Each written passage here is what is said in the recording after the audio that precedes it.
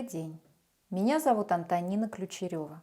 Я научный сотрудник Дома Льва Николаевича Толстого. В год столетия музея мы приготовили проект «Экспонаты за спиной».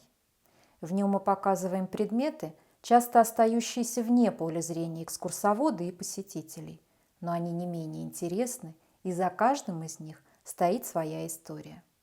Сегодня мы хотели бы представить мимеограф – устройство для оперативного размножения документации малыми и средними тиражами. В 1884 году Альберт Блейк Дик изобрел мимеограф данной модификации. Компания A.B. Dick приобрела патент на систему копирования Эдисона и при поддержке самого изобретателя начала продажу данных аппаратов в 1887 году. Модели продавались в прямоугольных деревянных ящиках.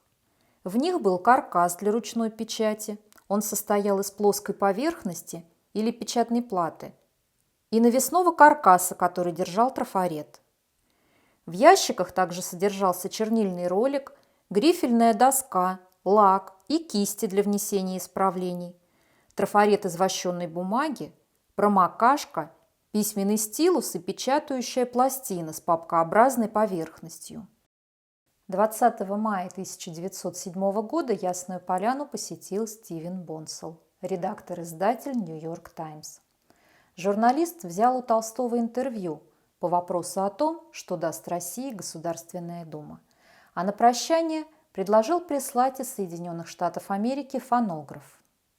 Толстой, будучи противником роскоши и излишних технических усовершенствований, был, по-видимому, настолько тронут расположением к себе Бонсула, что согласился на его предложение. Спустя некоторое время в доме появился фонограф, а затем и мимеограф. Для подготовки рукописного трафарета лист трафаретной бумаги мимеографа находился над мелко рифленой стальной пластиной и был написан гладким стальным заостренным стилусом. Строки были написаны таким образом, что шаблон документа был перфорирован с оборотной стороны мельчайшими отверстиями. После того, как трафарет был завершен, его располагали на печатающий каркас, в котором трафарет надежно и туго удерживался для быстрой печати. Объявления утверждали, что такие мимеографы могли бы сделать более 3000 копий с трафарета, написанного от руки, и более 1500 экземпляров с трафарета, распечатанного на пишущей машинке. У Толстых было несколько печатных машинок системы Ремингтон.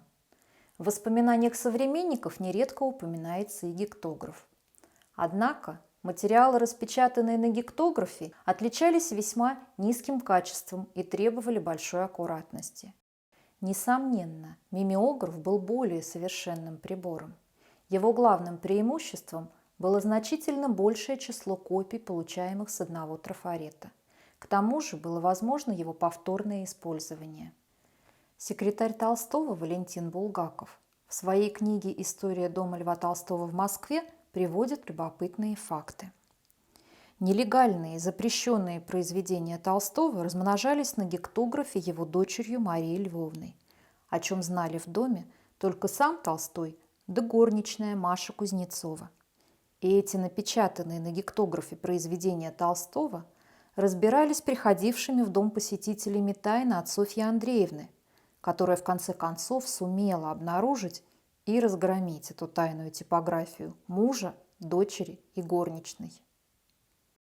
Сегодня нелегальные издания произведений Толстого, размноженные на гектографе, мимеографе и распечатанные литографированным способом, составляют отдельную коллекцию. Среди них такие статьи Льва Толстого, как «Так что же нам делать?», «В чем моя вера?», «Царство Божие внутри вас?», «Не могу молчать», Николай Палкин и многие другие.